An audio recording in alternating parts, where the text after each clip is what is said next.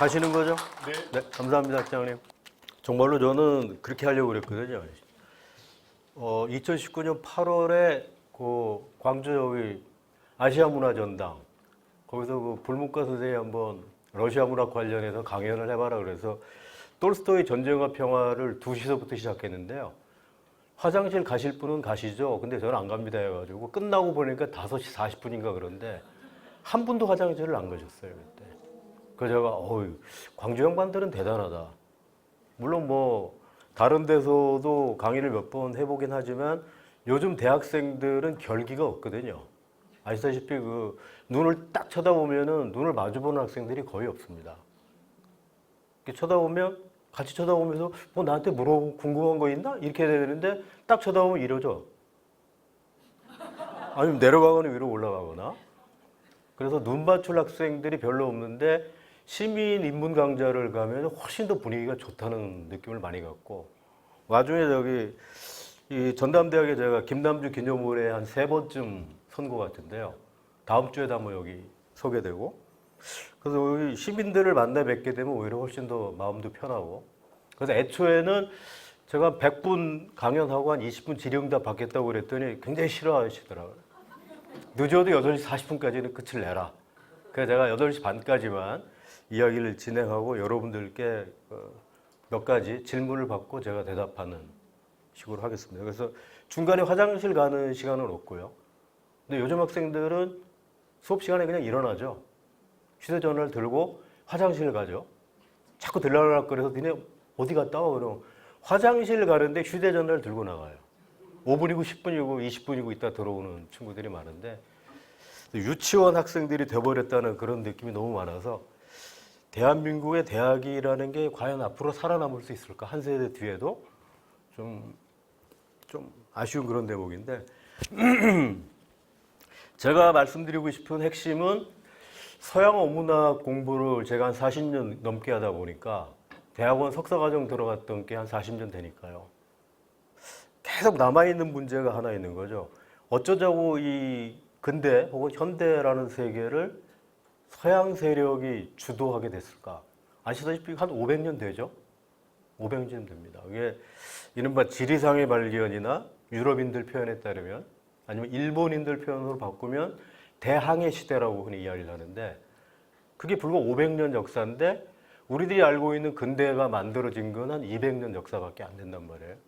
근데 그 모든 걸 주도했던 세력이 어째서 유럽 제국주의여야 했는가? 그리고 무슨 연유로 해서 1868년에 메이지 유신이라는 걸 한 일본이 불과 8년 만에 조선에게 총칼을 들이대가지고 불평등 조약을 맺고 1876년 강화도 조약이죠. 그리고 불과 18년 지나서 청일전쟁이 일어났을 때 청나라를 무릎 꿇리고 그 이듬해 1895년에는 을미사변 일으켜가지고 민비 민자영이를 죽이고 결국에는 1896년 1월에는 고종 이 친구가 두려우니까 아라사 공관으로 도망친 거 아니에요? 1년 넘도록. 그래서 1897년에 기어 나오니까 야, 너 그럼 대한제국을 한번 해. 그 대한제국이라는 걸 만들어 주잖아요. 그 고종이 황제가 되고 그 후견인 보호자가 일본 제국주의가 된 거죠. 왜? 1895년 4월에 이 청일전쟁 결과로 시모노세키 조약을 맺잖아요. 그래서 이홍장이를 불러서 이토 히로부미가 조선에 대한 손을 떼어 이제 앞으로 우리가 조선의 주인이 되는 거야. 알지? 알겠습니다. 그 요동반도 우리한테 줄 거 맞지? 예, 맞습니다. 무릎 꿇렸단 말이에요. 배상금 얼마 낼 거 알지? 네, 알겠습니다. 그래서 무너져 나간 게 청나라고 그 과정에서 우리의 그 종주국은 더 이상 청나라가 아니라 일본으로 바뀌게 되는데 1868년에서 76년 사이 불과 8년인데 어떤 일이 있었길래 저것이 가능했고 그 다음에 1894년 청일전쟁 때는 어떻게 해서 그 거대한 이 청나라 영토를 가지고 있던 그 거대한 제국이 어쩌자고 작은 일본 섬들한테 밀렸을까? 그 근저에 자리하고 있는 것이 바로 유럽 제국주의고 유럽의 근대란 말이에요. 그러니까 근대화라고 하는 개념이 우리 쪽에서는 일본 거를 일방적으로 수용하고 받아들이는 거고 그 이후에는 미국 제국주의, 미제 걸 가져다가 그대로 베껴 써먹는 건데 이 대목에 대한 처절한 반성은 이미 있습니다. 두 차례나 있어요. 그게 1145년이죠. 김부식이 그 10명 데리고 썼던 그 삼국사기라고 하는 책 서문에 보면 왜 우리 고려의 문신들, 공부하는 이들은 중국의 인물과 역사와 풍토에는 그렇게 해박하면서 우리 고려의 지리, 역사, 인물들에 대해서 그렇게 아는 바가 없는가? 왜 우리 것을 이렇게 소홀히 하는가라고 하는 것에 대한 자각이나 반성적 시각이 있는데 거의 같은 시간대에 아니 한참 뒤에 1801년에 왜 신유박해가 일어나지 않습니까? 순조 원전이잖아요.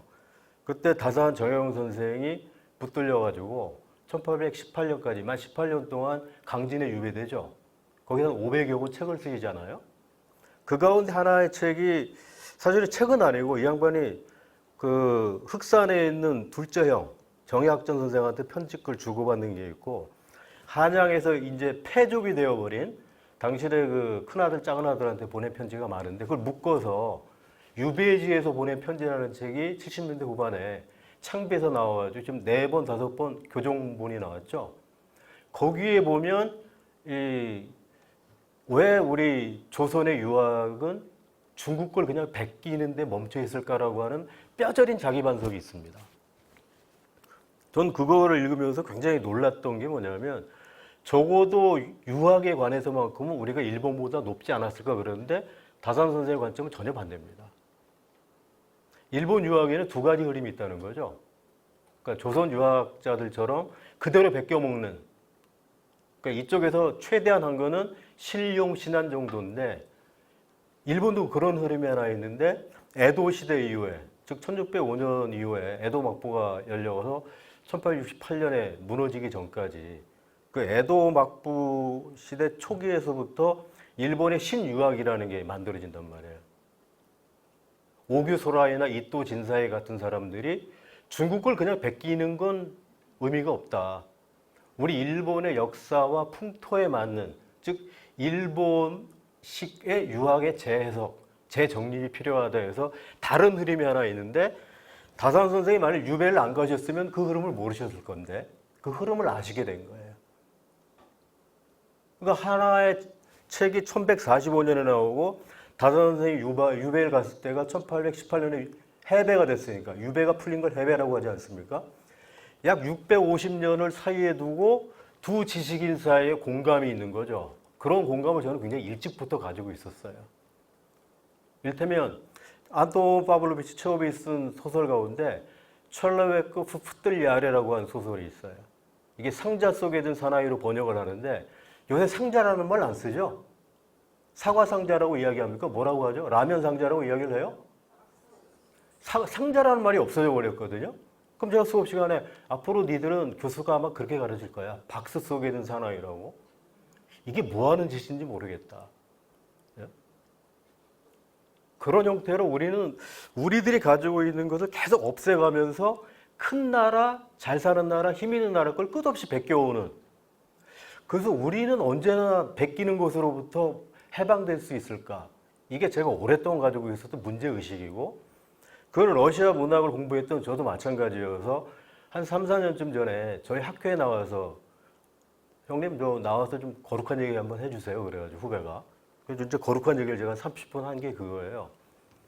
왜 우리는 러시아 학자들이 쓴 것을 적절하게 배치해서 이를테면 짜깁기 형태로 해가지고 소개하는 정도로 머물러 있을까? 나도 그러고 있는 형편인데 이거는 이제 아닌 것 같은데 근데 놀라운 거는 영문학의 역사는 한 130년쯤 돼요. 노노문학이라고 하는 거는 우리들이 한 얼마 됐을까? 해방되고 나서 잠깐 생겼으니까 한 80년? 여러분들이 알고 있는 한영사전, 영한사전, 그 영일사전 베낀 거 아시죠? 우리나라의 모든 사전이 일본 사전 베낀 거거든요. 사전을 아직 못 만들어요.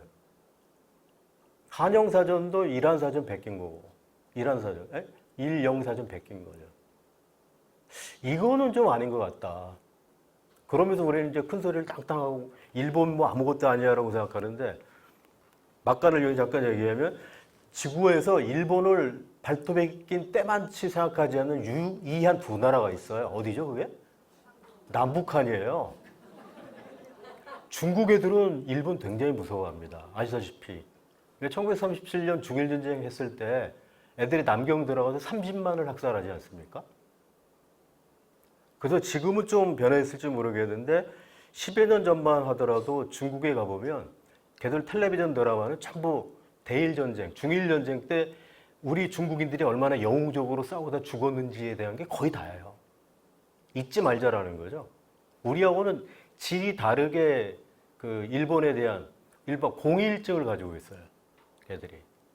하여튼 뭐 그런 얘기는 제가 그 동북아 평화 경제 공동체를 한번 만들어 보자. 그런 안을 가지고 제가 강연한 적도 있었는데 많은 사람들이 그 별로 공감을 안 해서 오늘은 제가 드리고 싶은 이야기는 어째서 근대가 유럽 제국주의자들 손에 만들어서 우리들은 지금 이런 식의 그 강의실 형태나 이런 그 발전된 그 전자기구나 이 맥락이 전부 만들어진 데가 유럽 아니면 미국이죠. 근데 미국이라고 하는 거는 유럽의 회춘이거나 재생이잖아요. 이건 제 얘기가 아니고 1929년에 출간된 에스파냐의 사회학자이자 철학자가 있어요. 오르테가이 가세트라고. 그 사람이 대중의 반역에서 한 얘기가 그거죠. 대중의 반역. 이따가 혹시 그 책이 나올지 모르겠는데 일단 넘어가 보죠. 아시다시피 그 유럽의 근대를 가능하게 해준 네 가지 요소는 중국에서 넘어간 거예요.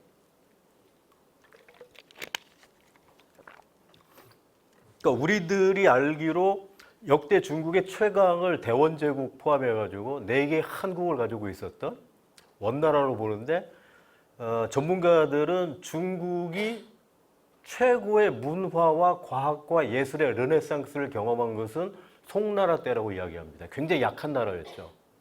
그 송나라에서 발명한 3대 발명품이 저거예요. 화약, 나침반, 인쇄술입니다. 종이는 물론 아시다시피 후한 시대 때 그 뭐 체륜이라는 자가 한 108년쯤 전에 서기 그때 한 발명을 했는데 751년에 탈라스 전투에서 그러니까 이 동네에서는 당나라 쪽에서는 고구려 유민 출신인 고선지가 나가고 저쪽에서는 아랍 세계에서는 우마이야 왕조의 뒤를 이었던 아바스 왕조. 걔들 750년에 우마이야 왕조를 무너뜨리고 새로운 왕조를 세우는데 바로 그 이듬해 당나라 군대하고 붙는 거죠.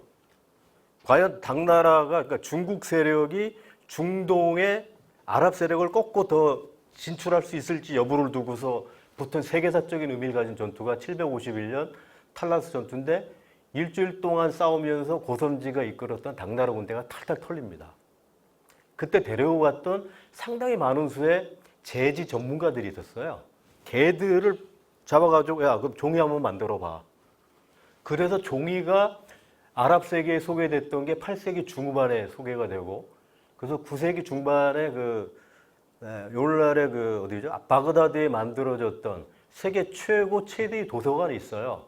그게 바이트 알 히크마라고 하는 건데 지혜의 전당이라고 번역할 수 있는 곳인데 거기에서 이제는 양피지로 안 하고 종이로 해가지고 대규모로 책을 만들기 시작하는데 그때 아바스 왕조의 왕을 칼리프라고 불렀는데 얘들이 어떤 정책을 펴냐면요.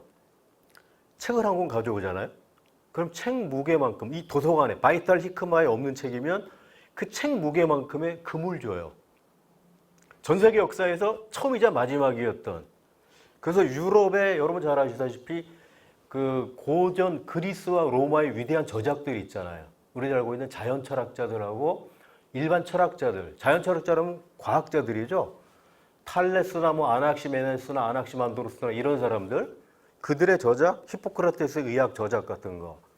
그 다음에 소크라테스나 플라톤, 아리스토텔레스가 남긴 수많은 저작물들을 아랍어로 전부 번역을 한단 말이에요. 이게 나중에 십자군 전쟁 때 약탈당해가지고 유럽으로 가서 그게 다시 라틴어로 재번역되는 과정에서 르네상스가 시작이 되거든요.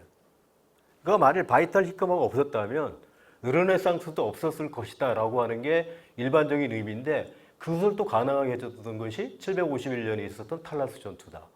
그리고 그 전에 체륜의 종이의 발명이다. 이런 식으로 가면 세계사라고 하는 거는 아주 짧게 정술 선생의 말씀에 따르면 고대 문명 교류사에서 이 깐수라고 아시죠? 깐수, 정수일. 원래 고향이 국적이 북한이죠. 그래서 북경에 가가지고 유학을 하다가 똑똑하니까 저기 이집트까지 카이로까지 대학을 보내서 거기서 아랍 글자를 배우고 역사를 배우다가 필리핀에 와서 교수하다가 깐수라는 이름을 가지고 좀 우리말이 목소리 좀 이상하고 좀 그렇거든요. 단국대학에서 교수하면서 빤한 정보를 이북에 넘기다가 잡혀가지고 감옥에서 5년 동안 생활해요. 그리고 추록해가지고서는 자기 주민등록번호 나왔다고, 주민등록 나왔다고 정말 기뻐하셨던 분이 있어요. 오늘날 그 대한민국에서 보면 실크로드에 관해서는 최고의 전문가입니다. 지금 나이가 많으셔서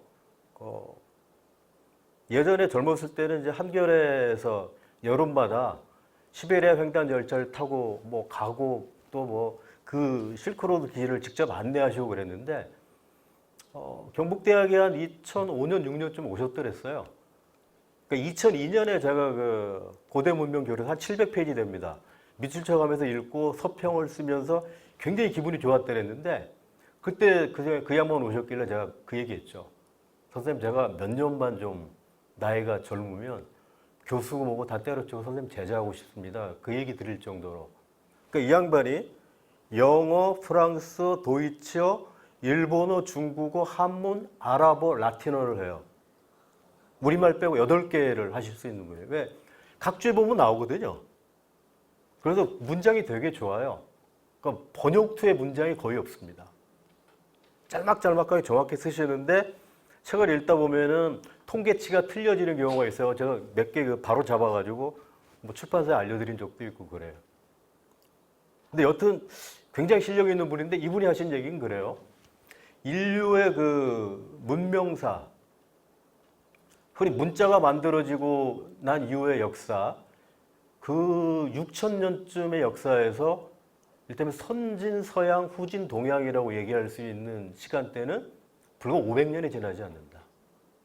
그 이전에 5,500년 역사는 어느 일방의 지배, 독주가 아니라 늘 교류였다라고 그래요.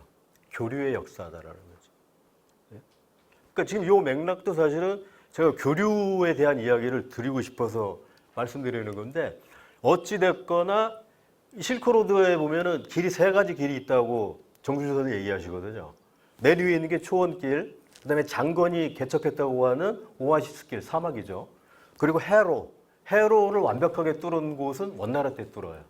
그죠?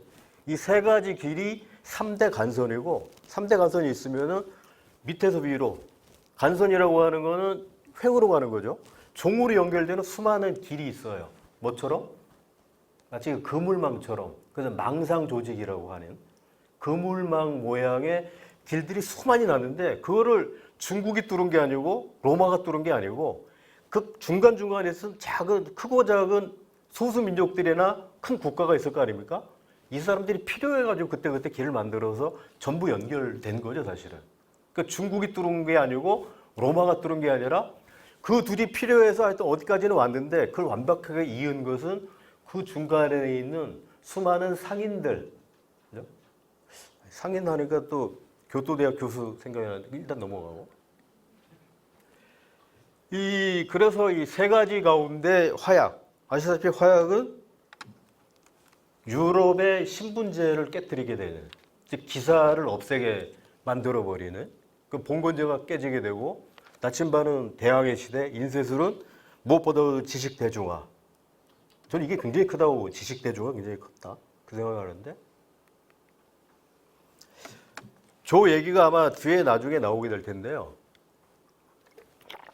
이 3가지가 동양으로부터 중국으로부터 전파된 거라면 유럽은 나름대로 근대를 시작할 어떤 준비를 하고 있었을까에 대한 이야기로 제가 넘어가는 겁니다. 그래서 첫 번째가 대학. 1088년에 세계 최초로 이탈리아 볼로냐에서 이른바 대학이 문을 열게 되죠. 대학이 문을 열게 되는데 움베르토 에코는 장편소설 장미의 이름에서 저 영화로도 나왔어요. 보셨을지 모르겠는데 그림을 하나 보시면 누구죠? 아, 기억하시네. 션 코네리. 이 양반 이름이 뭐였죠? 영화 속에서? 윌리엄 스도사. 아, 기억력 좋으시네. 제자의 이름은 아드소. 제가 오늘 바보같이 제가 쓴 책이 여러 권 있어서 제가 대구에서 갔으면 가져왔을 건데 책을 저는 한 100권 가져다가 퀴즈 내서 맞추시면 드리거든요. 근데 지난주 토요일, 그러니까 그저께 제 작은 아들이 서울에서 결혼을 했어요. 그리고 내일이 저 어머니 기일이에요. 그러다 보니까 서울에 있는 동생 집에서 어떻게 한 이틀 자고 이렇게 생각을 하다 보니까 책을 안 가져온 거라. 그래서 요거 하나 지금 달랑 들고 여기 내려왔는데 좀 하여튼 기회가 안 되는데 혹시 다음 주 어디죠? 월요일은 안 되겠구나. 혹시 노시는 분들이 있으면은 김남주 기념일 있잖아요. 전남대학에. 제가 10시 반서부터 AI 인공지능 시대의 역사의식인가 하는 제목으로 1시간 유튜브를 찍겠다고 그래가지고 그래서 아까 제가 유재한 학자님한테 한중인문학 포럼 우리 위원장이에요, 이 양반이. 그래서 저를 또 친하니까 좀 와서 거룩한 얘기를 좀 한번 해보라 그래가지고 제가 지금 준비 중인데 그때 책을 좀 가져오려고 합니다. 혹시 기회 되시면은 다음 주 월요일 날 10시 반 김남주 기념으로 오시면 제가 오늘 못한 그 얘기를 좀 하겠습니다. 그래서 이 움베르토 에코가 장편 소설을 쓰면서 이 대학이라는 게 어떤 식으로 만들어져야 했는지에 대한 지식인 소설이고 영화보다는 사실은 소설이 훨씬 더 재미나죠. 그러니까 시간이 있으면 제가 이제 이런 얘기를 하려고 하는데 연쇄살인 사건이라고 하는 게 나오긴 하는데 핵심은 이거거든요. 왜 중세에서는 웃음과 희극을 경원했는가? 제가 러시아 희곡 공부한 사람이라서 아리스토텔레스 시약 포함해가지고 고전 그리스 비극 거기부터 시작해서 잉글랜드하고 프랑스하고 도시란트의 각종 드라마를 거의 다 읽고 강연을 하거든요. 강의를. 그러다 보니까 이게 굉장히 재미난 주제예요, 사실은. 그래서 아리스토텔레스 시약에 관한 천재적인 통찰이라고 하는 건 간략하게 말씀드리면 시약을 읽어보면 서사시하고 비극에 대한 이야기예요. 근데 5장쯤 가면 고말을 합니다. 희극이라고 하는 거는 우리들 보통의 인간들보다 저급한 인간들이 가지고 있는 작은 결함을 비우는 것이다. 그런데 내가 뒤에 가가지고 웃음과 희극에 대한 이야기를 하겠다 해요. 말을 해놓고서는 끝까지 가봐야 희극과 웃음이 안 나옵니다. 그러니까 움베르토 에코가 거기에서 차가 나는 거죠. 야, 아리스토텔레스 하면은 언행일치가 된 사람일 텐데 왜 나중에 얘기한다고 해놓고 왜 안 했을까? 분명히 희극과 웃음에 관한 두 번째 책이 있었을 텐데 이걸 아마 중세의 엄숙주의하고 경건주의에 물든 어떤 수도사가 의도적으로 이걸 없애는 건 아닐까? 그렇게 해서 쓰기 시작한 소설이 장미의 이름이에요. 근데 장미의 이름은 딱 한 번 나오죠. 소설에서. 영화에서는 아예 나오지도 않고. 근데 거기에서 잠깐 아실 수 있을 게 뭐냐면 중세 유럽에서 지식의 생산과 유통 모든 책임을 맡은 기관은 수도원이었어요. 근데 거길 대신해서 처음으로 우리가 한번 해볼게 해서 만들어진 중세 유럽의 효시가 볼로냐 대학인데 거기서 가르쳤던 게 이를테면 셉타르스 리베라욱스라고 그래가지고 자유칠학을 가르치는데 오늘날도 보면 꽤 쓰임새가 있습니다. 그래서 인문교양 쪽으로 해서 트리비움 세 과목이 있어요. 문법, 수사, 변증. 그러니까 문법이라고 하는 거는 제대로 읽고 쓰려고 문법이라는 걸 배우지 않습니까? 수사학이라고 하는 거는 적어도 내가 어떤 말을 할 때 내 말을 상대방에게 설득력 있게 전달할 수 있는 방법이 뭘까? 그 중에 가장 많이 가져다 쓰는 게 속담이나 경구 같은 거죠. 일단 학생들하고 제가 이야기하다가 정말로 60분 열강을 확 하고 있었는데 거의 졸고 있잖아요. 졸고 있는 애들 많아요. 전 또 수업 시간에 자라고 그래요. 졸고 있으면. 내가 뭐 엄청난 얘기하는 사람 아니니까 졸리면 자라. 얘기하는데 진짜 많이 잡니다. 그럴 때 이제 제가 하는 얘기가 그 얘기죠. 야, 영국 속담이 말이야. 말을 물가에 데려갈 수 있는데 그 말에게 물을 먹일 수는 없다. 짧은 영어인데 해봐 그래요. 이걸 아는 애들이 없어요. 그럼 제가 이제 얘기를 해주죠. You can lead a horse to water, but you can't make him drink. 야, 니네 근데 내 말이 그 말이야를 영어로 한번 해봐. 그래요. 상대방이 나하고 똑같은 생각일 때 내 말이 그 말이야 그러잖아요. 야, 자식아, 내가 영문학이 부전공이야. 따라해, 임마. 내 말이 my horse is that horse. 야, 틀린 거 있으면 얘기해봐. My horse is that horse. 맞죠? 틀립니까? 영문학이 부전공인데. 그럼 이제 애들이 자다가 일어나요. 그건 조금 들을만하군. 그 다음에 좀 진지한 얘기하면 다시 자죠. 여러분들도 졸리시면 잠깐 주무시면 되는데, 수사학은 이제 그런 데 있으라고 하는 거고, 변증은 사실은 논리학이죠.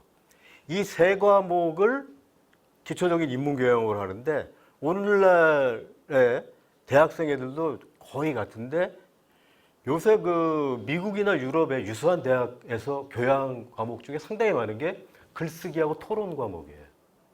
애들이 읽질 않으니까 쓸 게 없고요. 쓰질 않으니까 토론할 거리가 없는 거예요. 대학에서는 네 가지 배우는 거죠. 내가 무엇을 아는지 모르는지를 확인하기 위해서 독서를 하고, 독서한 결과를 가지고 생각을 정리를 하고, 생각 정리는 글쓰기를 통해서나 가능하고, 그리고 비로소 친구들하고 탤런트나 스포츠 얘기가 아니라, 운동 경기 얘기가 아니라, 야, 나 요새 이런 책을 읽었는데 어떻게 생각해? 저희들 대학 다닐 때는 누군가가 김수영 시를 읽고 와가지고 거룩하게 기억해서 낭송하면 우리는 그날 무릎 꿇는 겁니다, 그냥. 야, 그래, 가자. 술 한잔 사줘야 되는 거예요. 그거 내가 왜 김수영을 몰랐지? 누가 뭐 짜라투스트라 그러면, 몰라도 일단 읽어봐야 되거든요. 이런 지적 허용이 있었는데, 그게 사라져버리고 나니까 대학이냐 이게 도대체 유치원이냐 구별이 잘 안 되는 그렇게 된 거 아닙니까?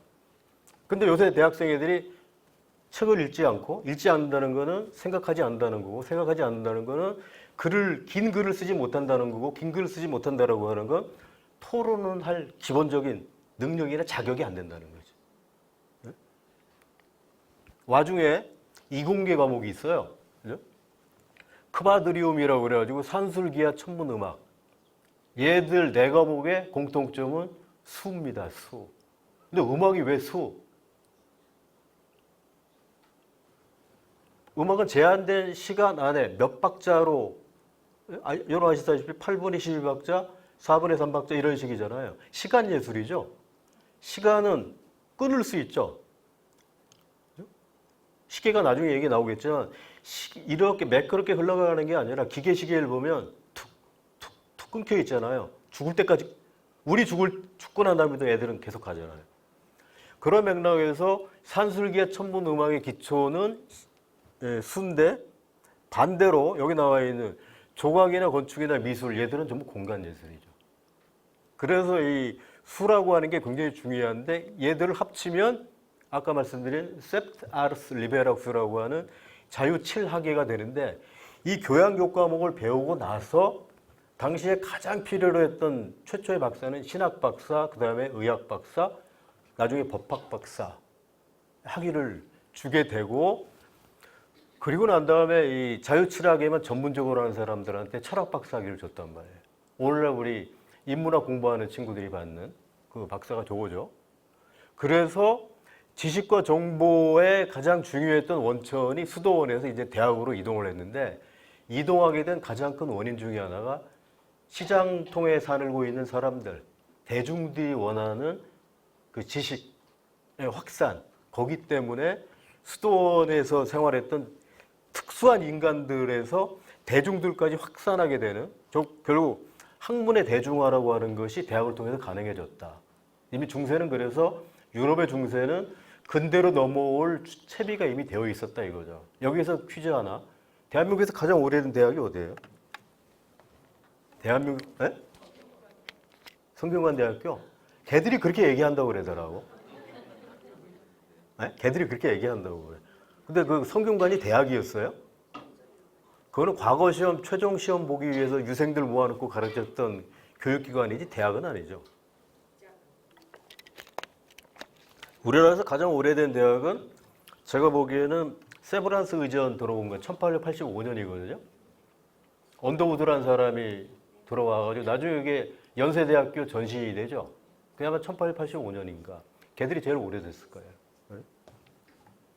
그러니까 성균관 대학 애들은 600 몇 년이라고 늘 자랑한다고 하는데 그거 같지는 않고 혹시 성대 나오신 분 있으면 양해하시기 바랍니다.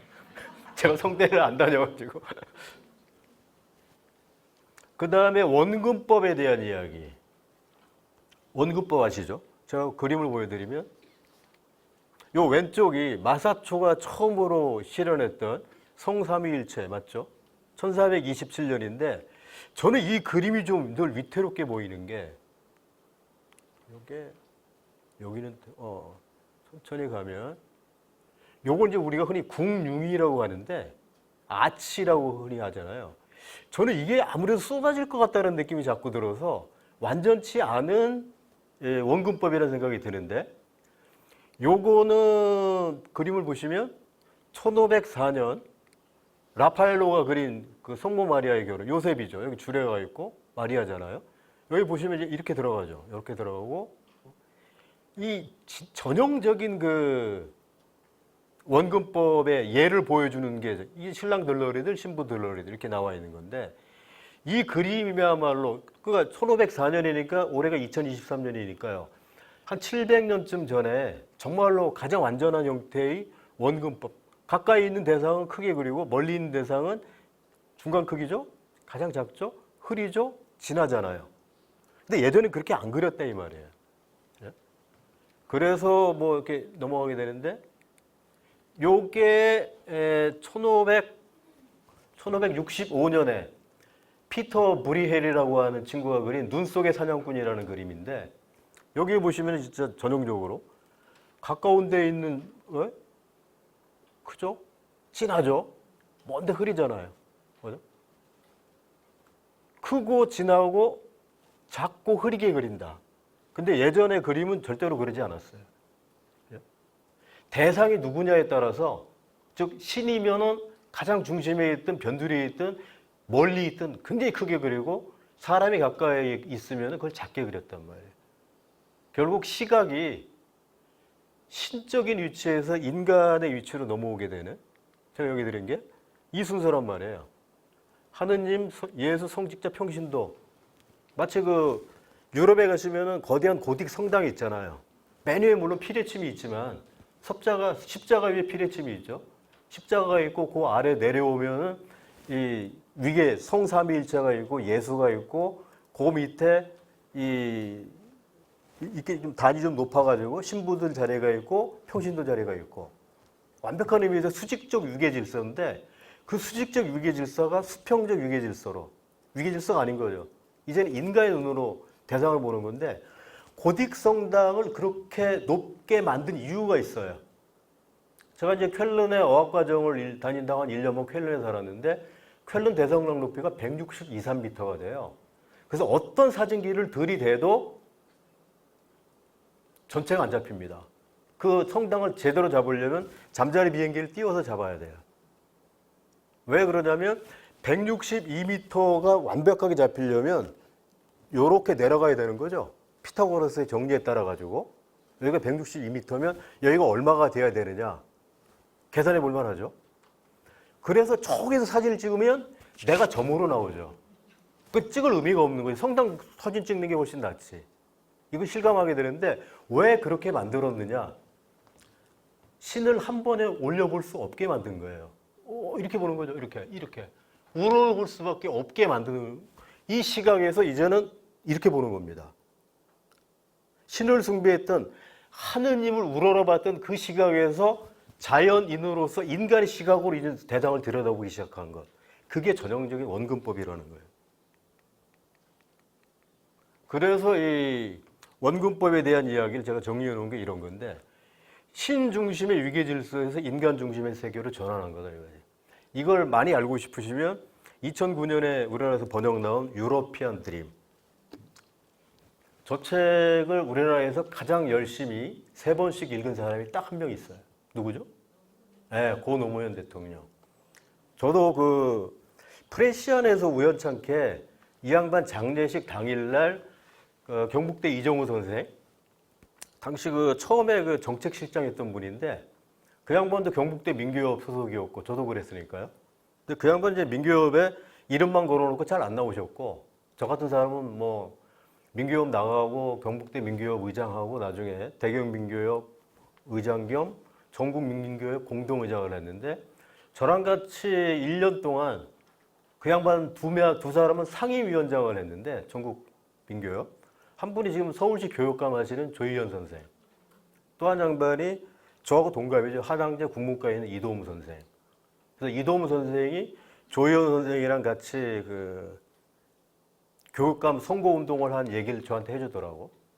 한 일주일쯤 전에 조희연 선생이 이제 선두로 치고 나가게 되는 그 얘기를 해주면서 저는 이제 이 양반이 조희연 선생하고 일을 같이 할 줄 알았는데 선거 딱 끝나자마자 완벽하게 선두로 나와서 한양대학 국문과 교수로만 활동하는 굉장히 멋진 그 친구인데요.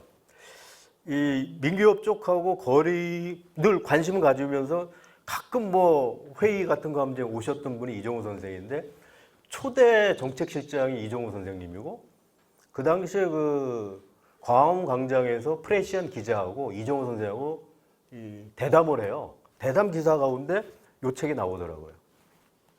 그러니까 대통령께서 퇴임하시고 나서 저 책을 꼼꼼하게 3번 읽고 대한민국이라는 나라를 앞으로 어떤 식으로 구상해 나가야 할 것인지에 대한 공부를 열심히 하시다가 이번에 이렇게 참변을 겪게 됐다. 그 얘기를 하시길래 저 책이 도대체 어떤 책이야? 혹시 읽어보셨어요? 누구? 읽어보신 분? 그게 한 500페이지쯤 되는데요. 제가 여태까지 읽은 책 가운데 저는 책을 보면 마음에 드는 책 같으면은 반드시 서평을 써요. 근데 어떻게 쓰냐면 처음부터 끝까지 밑줄을 치고 가끔 보면 정말로 엄숙하고 거룩한 얘기가 나오면 제가 느낌표 3개쯤 찍고 좀 이상하면 물음표를 치고 난 다음에 제가 문제 제기를 하고 그래요. 그래서 끝까지 다 가면 이제는 컴퓨터를 틀어놓고 처음부터 끝까지 제가 밑줄 친 거나 제 견해나 다 써요. 근데 얘는 A사 용지로 15장인가 16장이 나와요. 그러면 그걸 출력해가지고 다시 A사 용지 3장으로 줄이는 거예요. 많으면 4장. 제일 많이 제가 잡아먹었던 게 김훈 선생이 쓴 카레 노래. 그건 제가 A사 용지로 해가지고 8장 정도 쓴 것 같은데 그래서 서평을 1, 2부로 나눠가지고 쓴 기억이 나는데 여태까지 읽은 책 가운데 가장 많은 지식과 정보를 담고 있는 책이 이 책이었습니다. 유로피언들이. 도대체 뭐 이 사람은 왜 이렇게 사람을 괴롭혀? 그러니까 원근법 하나 다루는데 10한 4, 5페이지 정도를 할애해요. 그래서 그거만 읽어봐도 유럽에서 왜 근대가 시작됐는지를 알 수 있게 만들어주는 사람이 제레미 리프킨인데 저 양반하고 그 월러스틴이라고 임마누엘 월러스틴이라고 몇 년 전에 돌아가셨어요. 2018년에 가신 것 같은데 뉴욕 대학에 있다가 나중에 예일 대학에 그 석좌교수 하시다가 돌아가신 분인데 이 두 분이 이른바 21세기 대표적인 세계주의자, 일단 보편성을 주장하는 유럽이나 미국 중심의 세계가 아니라 지구 전체가 주인공이 되어야 하는 보편적 보편주의를 주장하시는 분, 유니버설리즘, 영어로 얘기하면 그걸 주장하시는 분인데 이 책에서 그 제레미 리프킨이 가지고 있는 시각 가운데 일부는 우리가 좀 이해하기 힘든 대목이 있어요. 대표적으로 예를 들면 인도는 한 5-6개, 중국은 한 7-8개로 쪼개져야 한다라고 돼 있어요. 그런 말을 해요. 너무 크다는 거지. 인구나 땅덩어리를 보건대. 그럼 미국 영토나 중국 영토나 비슷해요. 미국이 962만 평방키로고 중국이 959만 평방키로거든요. 물론 인구야 14억 5천이고 한쪽은 3억 3,500이니까 차이가 나는데 미국도 너무 크니까 좀 쪼개져야 한다는 얘기는 절대 안 합니다. 그런 맥락은 저는 이제 받아들이기 좀 어려운데 어찌됐거나 필요한 부분만 우리들이 받아들인다고 할 때 유럽과 미국을 이해하는 최적의 책이 저는 이 책이라고 봐요. 그래서 방학 때 작심하고 한 달 정도 읽으시면 되지. 500페이지니까 하루에 17페이지 읽으면 510페이지잖아요. 충분히 읽을 수 있습니다. 17페이지. 그 다음에 아까 잠깐 나왔던 그 시계의 개념. 우리가 알고 있는 기계 시계가 나오기 전에 가장 일반화된 시계가 해시계, 물시계, 모래시계인데 얘들이 손을 타죠. 이를테면 비가 오거나 흐린 날에는 해시계가 쓸 데가 없고, 우리가 잠깐 한눈 팔고 장난치면은 모래시계는 심어야 되고, 죄송합니다. 어려운 일본어를 써가지고. 제가 그 방송에서 이런 얘기를 했더니, 지금 그 영주에 무섬 마을이라고 있는데, 무섬? 거기에는 그 야트막한 내가 있어요. 맑은 물이 흐르는데, 며칠 전에 필리핀 노동자 5명하고 한국인 한 사람이 그 무섬 마을에 징검다리를 건너다가 한 1m 크기 악어를 봤다. 이제 환경부에서 야 이게 웬 악어냐? 우리가 아무리 아열대 됐다고 그래도 악어 나오기 좀 이상한 거 아니냐? 그래 이걸 농담으로 치부한 게 아니고 사람한테 해를 끼칠 수가 있으니까 수색하기로 했는데 여태 못 잡았어요. 그래서 지난주 금요일 날 우리 그 시인의 저녁, 시사와 인문학의 저녁이라고 해서 방송하는 건데요. 그러니까 매일 제가 나가는 건데 아까 얘기하신 것처럼 저는 진행도 하지만 제가 출연도 해요. 그러니까 월요일 날은 영화 얘기를 하고 목요일 날은 제가 시, 소설, 희곡 3가지 문학 양식을 가지고 요새는 그 청중들하고 청취자들하고 만나고 있는 건데 그러니까 지난주에 이제 브레이트 얘기를 했어요. 베르톨트 브레이트가 1939년에 탈고한 무터 구라준트 이어레 킨더라고 한국어로는 억초고문과 그 자식들로 번역돼 나와 있는 서사연극. 그래서 조금 어려운 얘기를 제가 한 17, 8분 얘기를 했는데 석사과정 다니면서 제가 브레이트에 또 정신을 한동안 놔가지고 어쨌거나 그게 퀴즈가 이제 악어가 나왔는데 제가 그 얘기를 했거든요. 그거 악어 좀 잡아서 좀 악어 사시미에 소맥 좀 먹으면 좋겠다고 그랬더니 득달같이 방송국으로 전화가 온 모양이에요. 진행하는 놈이 말이야 사시미가 뭐냐 회라고 그래야지. 그 대구 애국자들이 많이 사는 거예요. 제가 재밌으라고 한 얘기인데 근데 우리들이 그렇게 되면 제가 집에 가면서 툴툴거린 게 백조라는 말 아시죠? 백조예요. 백조의 호수. 그 일본 사람들 말이거든요. 백조는 하얀 새죠? 조선말로 하면 네, 곤이나 큰 곤이에요. 백조가 아니에요. 그 고니의 호수라고 해야 되는데 제가 고니의 호수 그러면 애들이 그래요. 선생님 그 타짜에 나오는 주인공 아닙니까? 웃긴다고 진짜. 맞죠? 백조가 일본 말이에요 그게. 우리가 일본 말 쓰는 게 얼마나 많아요. 일단 우리 뭐 광주에 있어서 민주주의는 있어서가 왜 들어가요 거기가. 우리 광주에 민주주의 이렇게 하면 되거든요. 있어서란 말은 없는 말이에요 우리말에. 잘 한번 생각해 보세요. 너무나 많은데 그냥 아까 심화 얘기했을 때 여러분들한테 재밌으라고 일부러 한 얘기인데 어쨌거나 그래서 이 3가지 물시계도 그렇고 그래서 유럽인들이 시간의 개념을 바꾼 거죠. 해시계가 이렇게 넘어가는데 언제 넘어가는지 모르고 물시계가 떨어지게 나는데 계속 매끄럽게 떨어지잖아요. 모래시계 보시면 주르륵 떨어지잖아요. 그래서 매끄럽게 그러는 연속체가 아니라 일정한 길이를 가진 순간의 연속이라고 볼 수 있겠다. 툭, 툭, 툭, 툭 끊어지는 거지. 그래서 자연적인 사건, 비가 오거나 눈이 오거나 얼음이 얼거나 그런 것과 무관하게 이 시간은 끝없이 지속되는 것이다. 자, 그러면 이것을 기계화할 수 있지 않을까 해서 만들어진 게 기계시계란 말이에요. 계절, 밤낮, 그리고 늘 균질하게 흐른다 이 말이죠. 그래서 애초에 이 기계시계를 제일 반겼던 곳은 수도원. 왜? 수도사들이 흔히 하는 일이 성스러운 업무를 하루에 몇 시에 일어나서 뭘 하고 하는 거 있잖아요. 조과가 있고 석과가 있고 뭐 이런 게 있잖아요. 그게 장매 이름에 보면 분할돼 가지고 나와요. 이 성무 일과를 위해서 기계시계를 썼는데 이것이 저작거리로 나오게 된 것은 이 기록에 남아 있습니다. 1335년 4월 24일 프랑스의 그 필립 6세가 노동자들의 출퇴근 시간, 놀랍습니다. 식사 시간, 작업 종료 시간을 종소리로 알리고 그 통제할 권한을 아미행 시장과 원로들에게 부여했다. 이게 기록에 나와요. 그러니까 유럽에서 기계시계를 처음으로 일상생활에 쓴 연도하면 1335년.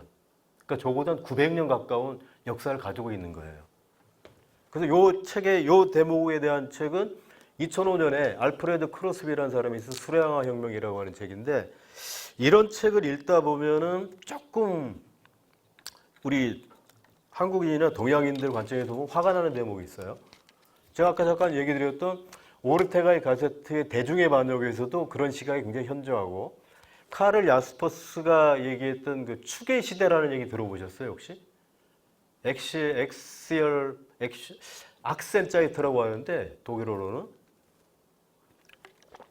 그러니까 기원전 9세기 또 조금 멀리 잡으면 10세기에서부터 기원전 한 3세기 그다음 6, 700년 동안 유라시아의 동과 서에서 놀라울 정도의 사상과 철학과 자연과학적 발견이 이루어져서 그것이 현대에까지 영향을 미치고 있다. 이러는 거예요. 그러니까 저쪽에서부터 잠깐 얘기만 해드리면 고전 그리스의 자연 철학자들이 활동했던 시간대가 기원전 7세기, 8세기고 거기는 다른 세계에는 없는 문학이 있죠. 호메로스의 일리아스하고 오디세이가 기원전 8세기, 9세기, 되게 9세기 후반이라고 생각하거든요.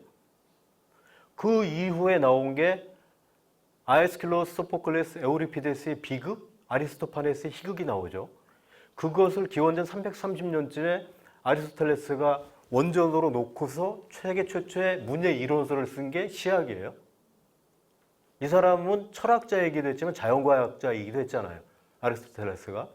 그리고 그의 선배였던 플라톤이나 소크라테스가 활동했던 시간대는 기원전 5세기, 4세기였단 말이에요. 그 이전에 아까 말씀드렸던 뭐 탈레스니, 아낙시메네스니, 피타고라스니 이런 사람들이 활동했던 시간대가 7세기, 6세기예요. 그것을 오른쪽으로 와보면 오늘날 우리들이 알고 있는 중근동, 다시 말해서 이 유대교 선지자들이 활동했던 시간대, 그러니까 그 시간대와 겹치고요. 그 오른쪽으로 오게 되면 오늘날의 아프가니스탄 쪽에서 기원전 7세기쯤에서 조로아스터가 만든 종교가 있죠. 밤과 낮이 왜 이렇게 교체하는가? 그래서 낮의 신을 아후라마지다, 밤의 신을 악신이라고 해서 앙그라 마이뉴 해가지고 이 둘이 싸우는 선과학의 교체, 대결. 이 기원 후 앞으로 12,000년 뒤에 그 양신의 어떤 대결 가운데서 아후라마지다, 선신이 이길 거다. 그래서 그를 따른 사람들은 영원히 복된 곳에 갈 것이고 앙그라 마이뉴, 악신을 섬기는 자들은 영원히 지옥에 빠지게 될 거다. 어디서 많이 들으셨죠? 기독교의 그 요한계시록에 나와 있는 대목이죠. 이걸 만든 사람이 조로아스터 교예요. 지금도 한 20만 명 신자가 있습니다.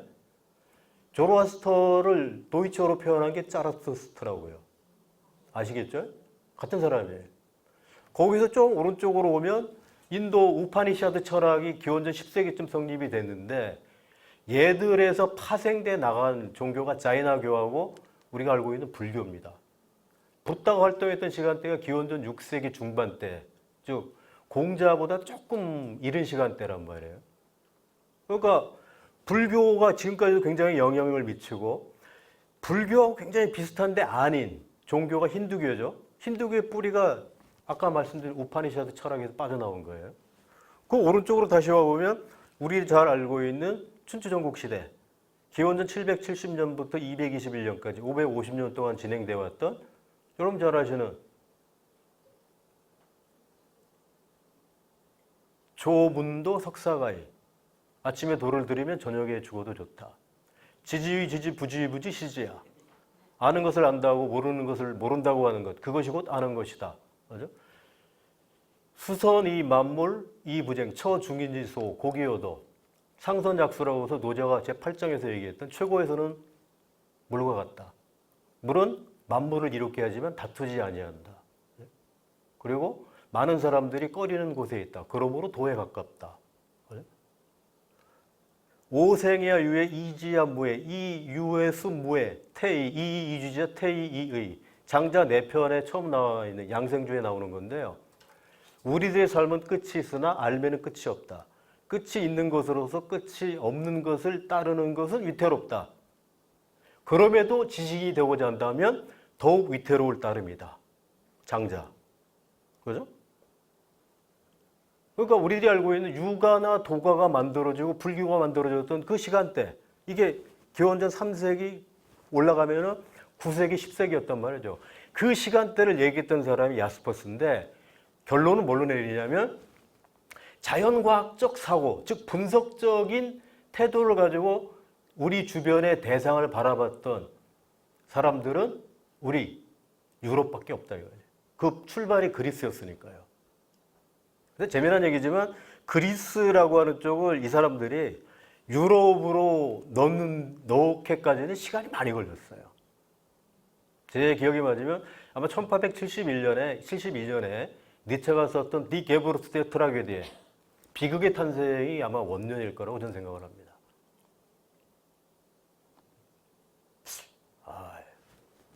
한 3시간 얘기하면 좋겠죠, 그죠? 저는 10시간도 얘기하라고 얘기할 텐데 집에 가서 양푼에다가 이제 콩나물을 살짝 데쳐가지고 이렇게 열무김치랑 비벼서 이렇게 이 정도 돼가지고 드시면.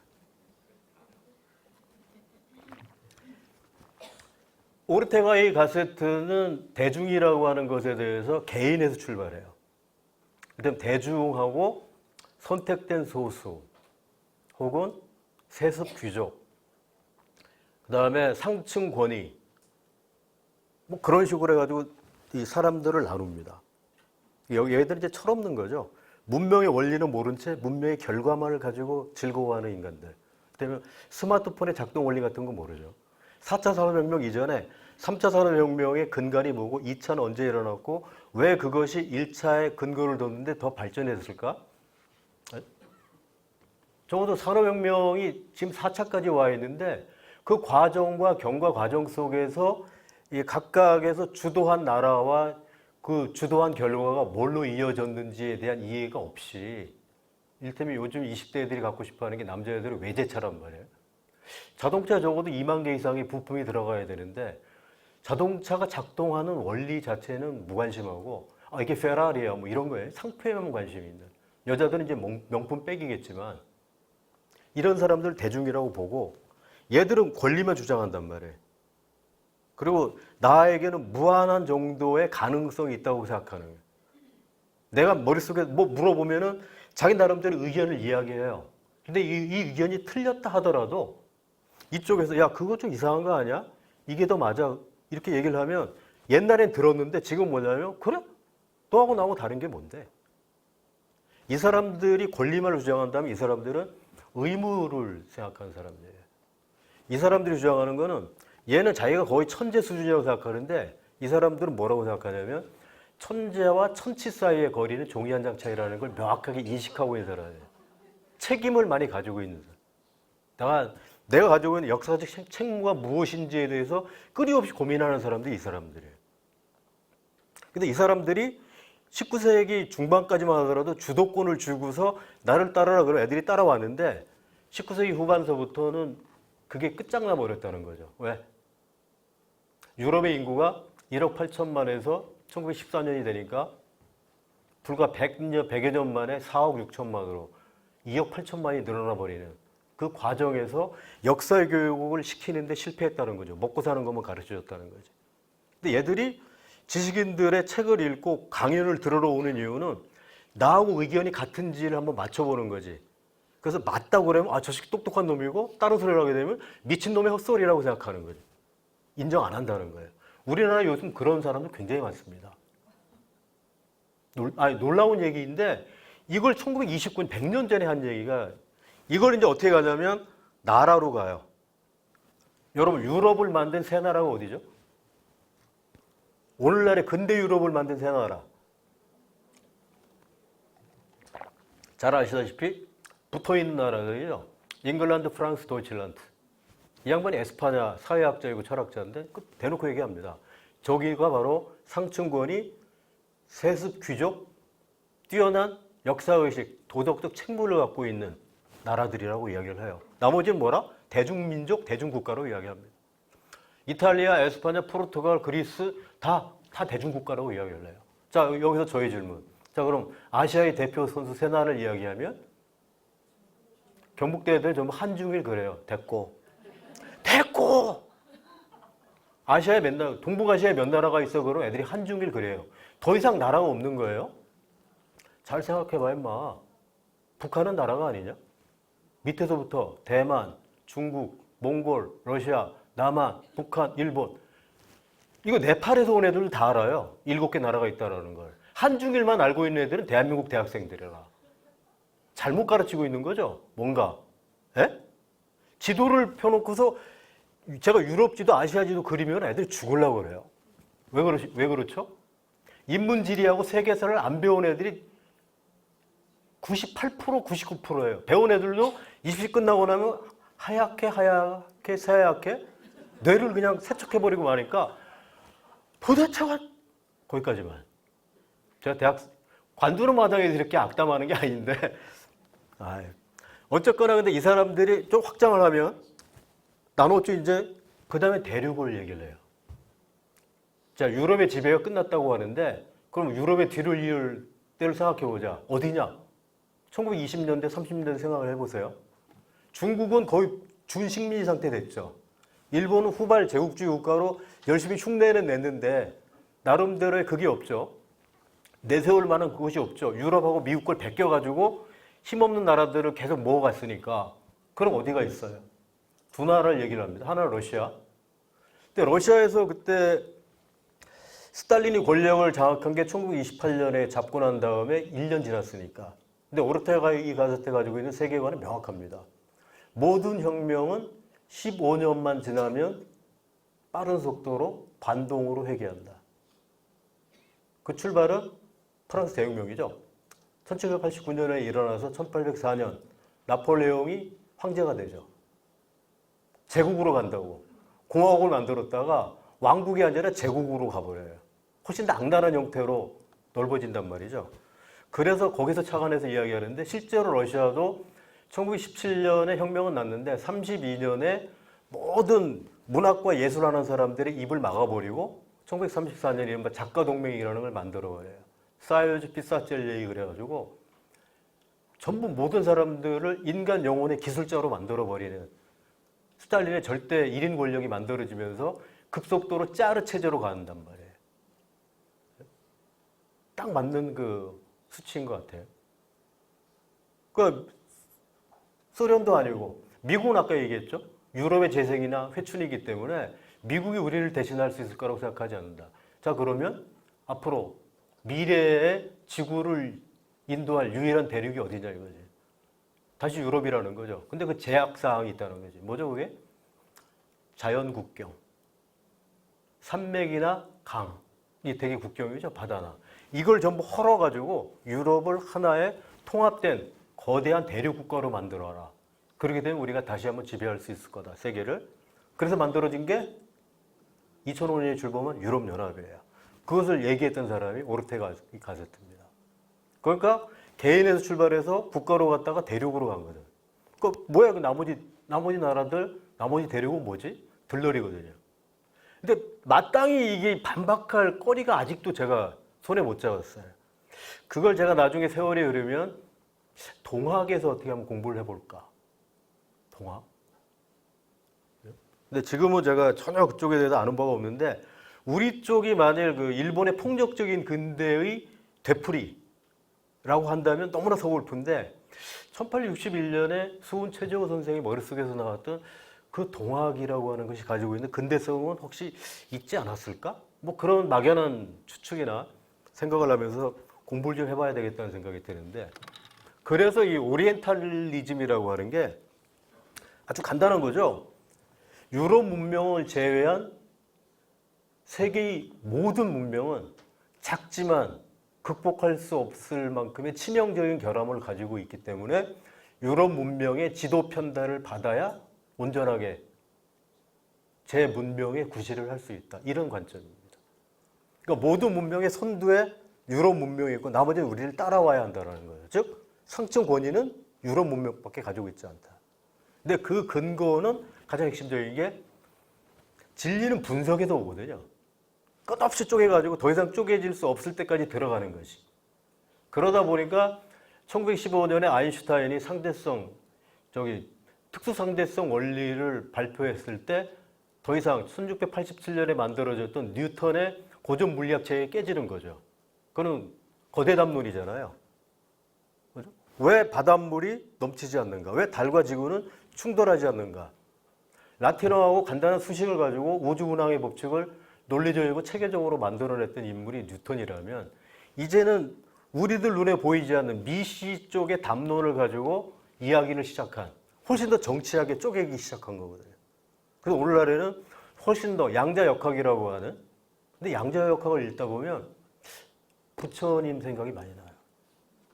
반야심경 얘기가 나오죠. 그래서 적지 않은 사입인지 어떤지 잘 모르겠는데 적지 않은 사람들이 불교 공부하고 양자역학을 결합시키는 사람들이 굉장히 많습니다. 반야심경 얘기 해드릴까요? 2시간 특강? 저는 반야심경 260글자를 완전히 외우고 있는 사람이에요. 아니, 그 국민교육헌장 393자를 국민학교 4학년 때 우리 반에서 1등으로 외운 게 저거든. 그래서 맨날 수업 끝나고 나면 선생님, 야, 규정아, 그러면 뒤에서 가지고, 우리는 민족중흥회. 미친 시간대를 살아가지고 전체주의적인 그런 게 아직도 남아있네요. 근데 어쨌거나 이 알프레드 크로스비의 이 책을 읽게 되면, 아, 그래, 니네 잘났어.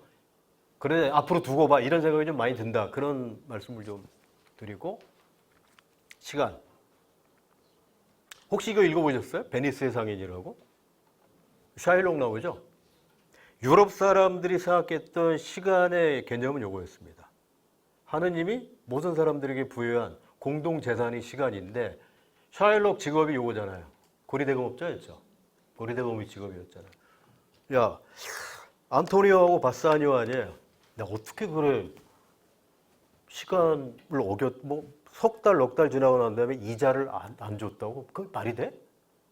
결국에는 이 작품에서 중요한 것은 타임 이즈 머니라고 하는 것을 유럽에서 가장 먼저 실천했던 인물들은 유대인들입니다. 유대인들이에요. 그 유대인을 완벽하게 거덜내기 위해서 샤일록 굉장히 악랄한 인물로 그려냈는데 이 희극을 샤일록 입장에서 보면 완벽한 비극이에요. 딸내미는 일찌감치 자기를 배신하고 종교도 버리고 유대교에서 가톨릭으로 개종해가지고 좋은 놈 만나가지고 시집가 버리고 나중에 샤일록은 포쇼한테 걸려가지고 남장 여자죠. 그죠? 그 바사니오의 그 아내가 된 여자 아니에요? 그 여자의 판결 때문에 재산 다 뺏기고 개종까지 하지 않으면 안 되게 되잖아요. 그러니까 처절하게 완벽한 인간이 무너져 버렸는데 그래서 저는 셰익스피어를 읽다 보면 되게 싫어하는 느낌이 많이 드는 게 두 가지예요. 이렇게 지독한 인종차별주의자는 일찍이 세계 극작가들 가운데 찾아보기 힘들다. 1번. 두 번째는 여자들을 알기를 발톱에 낀 때쯤 알아요. 가장 대표적인 게 말괄량이 길들이기인데 여자가 말을 안 들으니까 어떻게 해요? 굶겨요. 그리고 때리거든. 짐승처럼 취급한다고요. 그러다 보니까 나중에 여자가 말을 잘 듣게 되는 거예요. 그래서 여자를 개무시하고 또 인종차별 면에서 본다면 셰익스피어는 그렇게 대단한 극작가는 아니다. 그러니까 보는 관점에 따라 다른데 사실은 근데 재미는 있어요. 놀랍게 재미가 있습니다. 복식부기. 혹시 부기 아십니까? 차변 대변?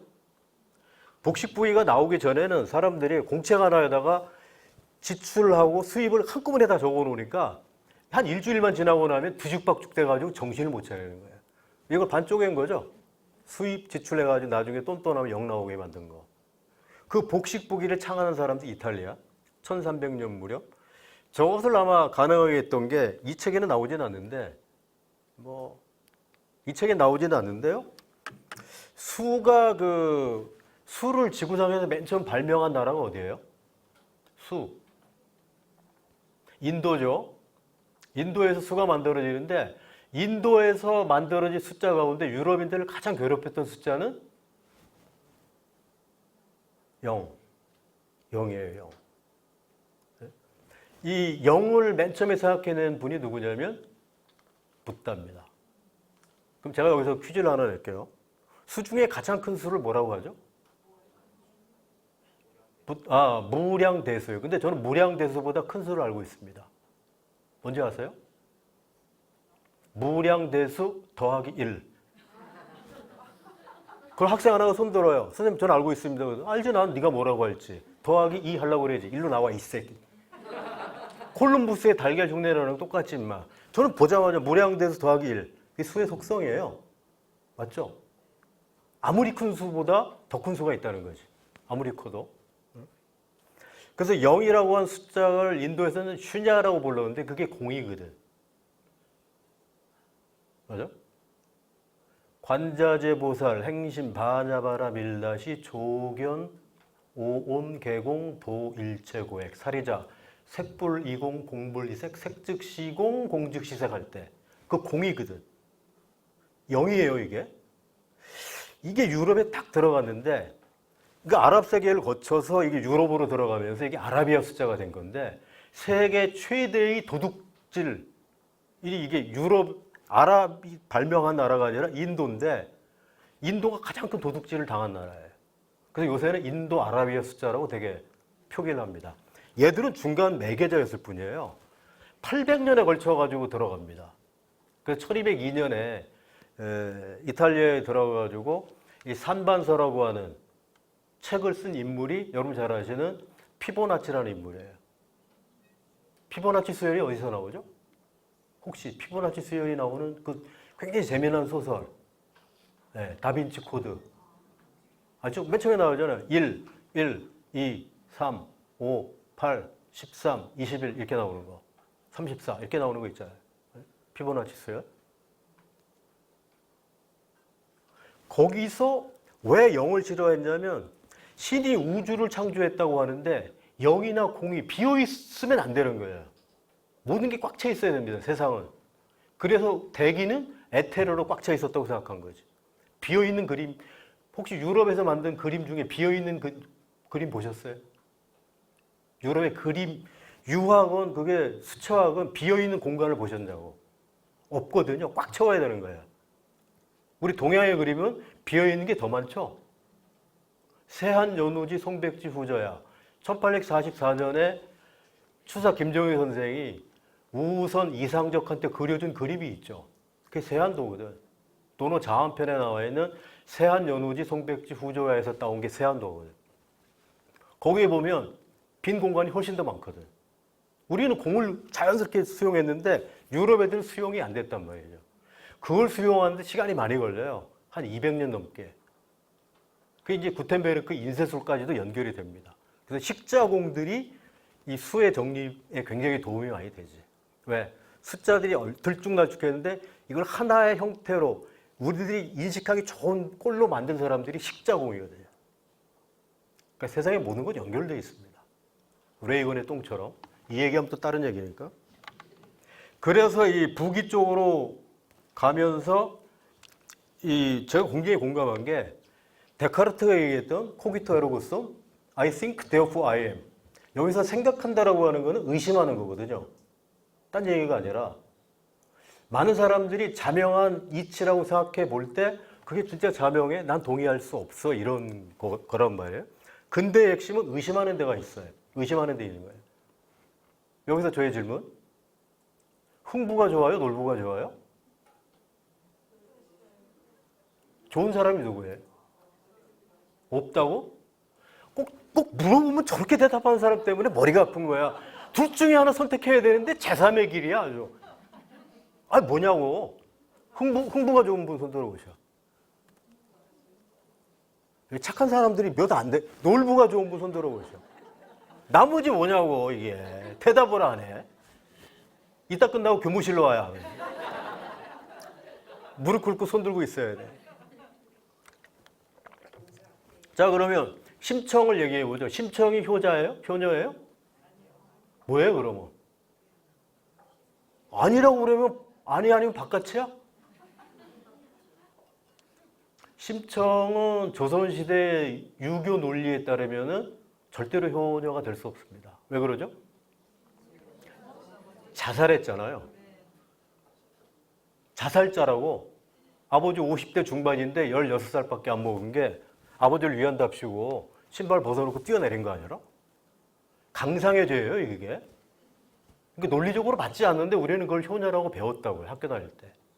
흥부가 낫다고 생각하는 거예요. 이제 수업 시간에 물어보죠. 경북대학생이 굉장히 애들이 솔직해요. 그리고 순수하지. 흥부가 좋아, 놀보가 좋아. 다들 흥부가 좋다고 그래요. 그럼 물어보지. 흥부한테 시집갈 사람 손 들어봐 그래. 한 명이 있어요. 농대 여자인데 걔 지금 21살이라 22학번이니까 이름을 제가 잊어버리고 걔 부를 때마다 흥부. 이번에 강의 끝나고 났더니 걔가 따로 저한테 문자를 보냈더라고요. 저 흥부입니다. 이번 학기 선생님 좋은 강의 들어가지고 근데 학교 그만두신다고 그래서 대단히 서운합니다. 감사합니다 보냈던데 걔는 끝까지 흥부한테 시집간다는 거야. 그래도 진짜 대단하다. 근데 머리는 제 용도로 써야 한다. 제 용도에 맞게. 머리는 두 가지 용도가 있죠. 하나는 머리를 쓰라고 있는 거죠.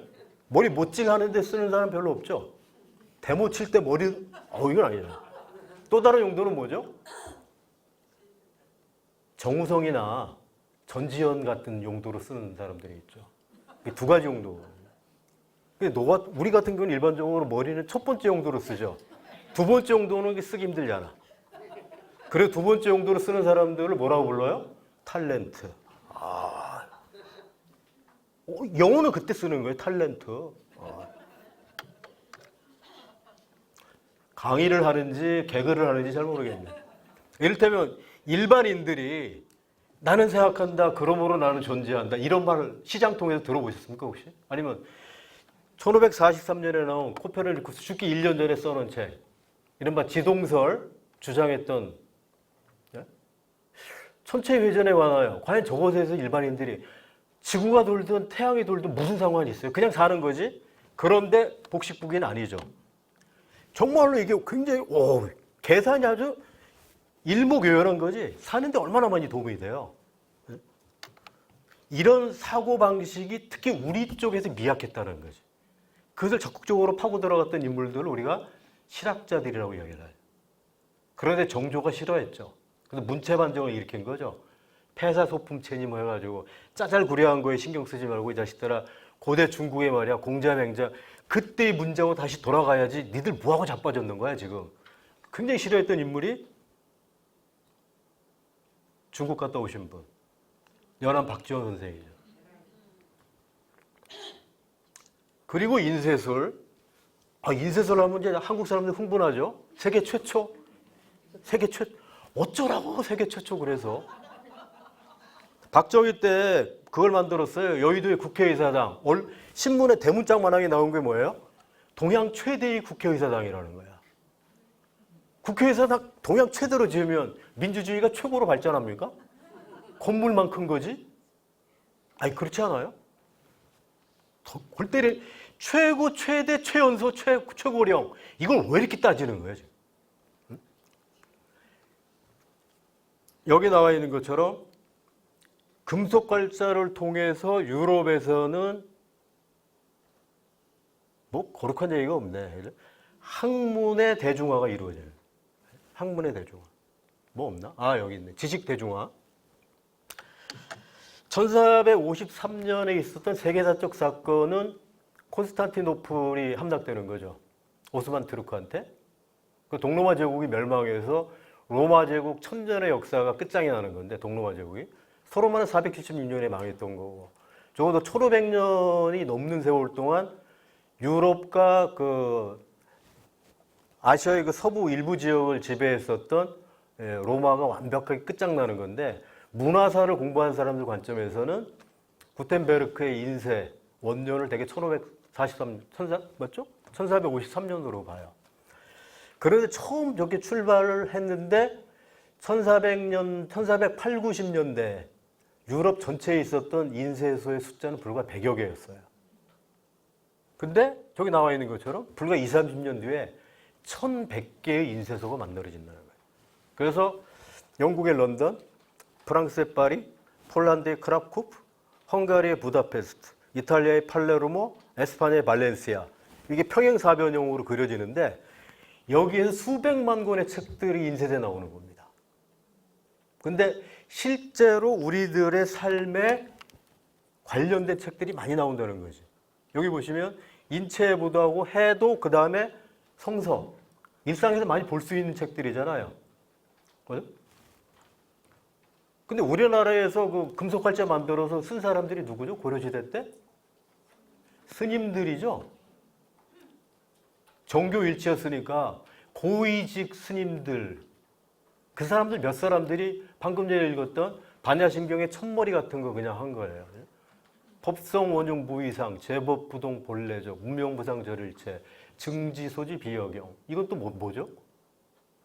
이거는 그 의상대사가 화엄경을 210글자로 축약해서 만든 화엄일승 법궤도라고 하는, 이거 관련된 이야기하면 1시간.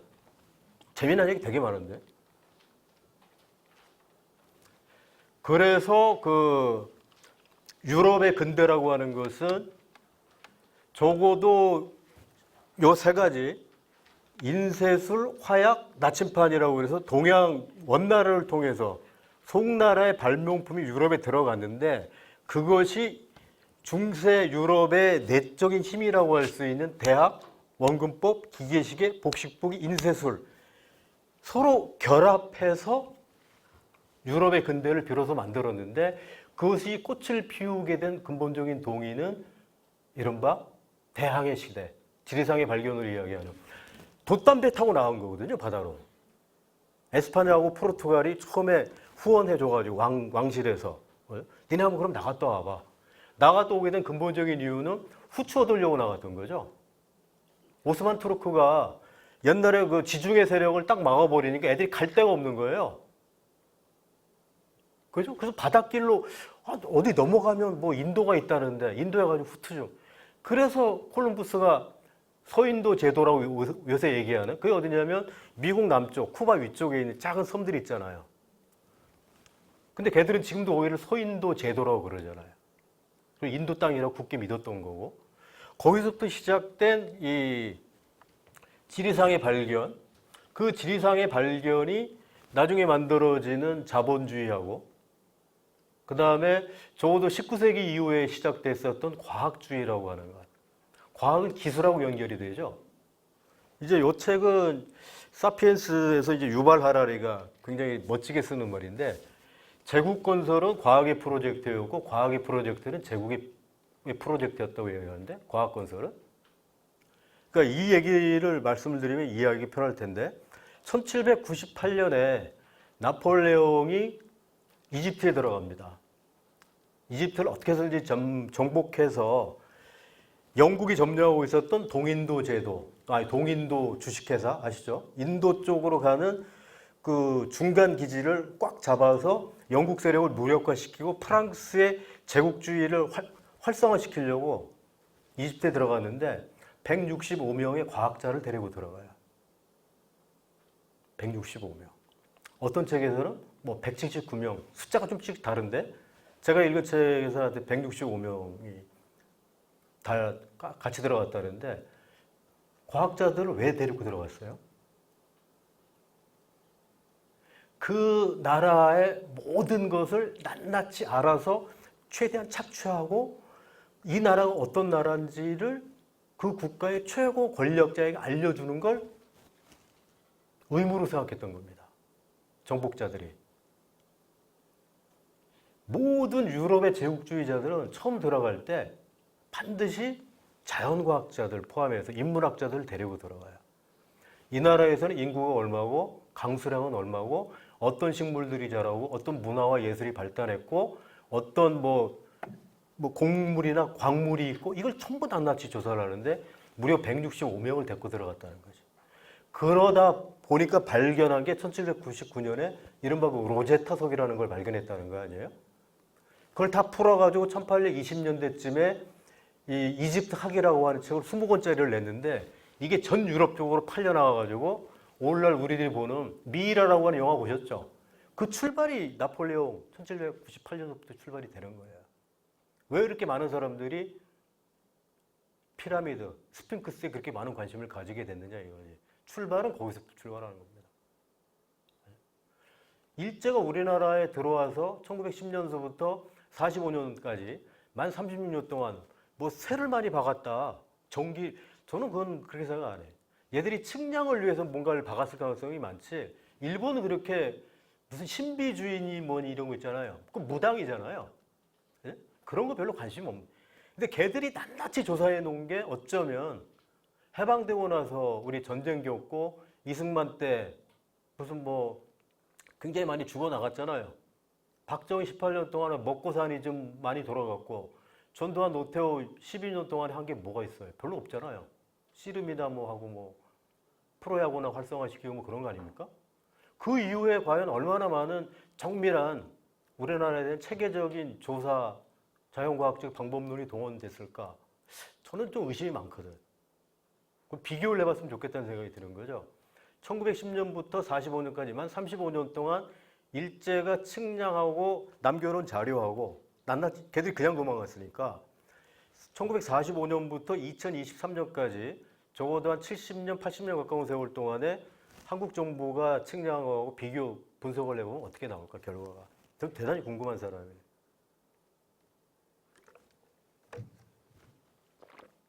그래서 얘들이 주로 그 일본인들이 생각하는 지리상의 발견이나 대항해 시대의 관점은 엄청난 거라고는 절대 생각하지 않습니다.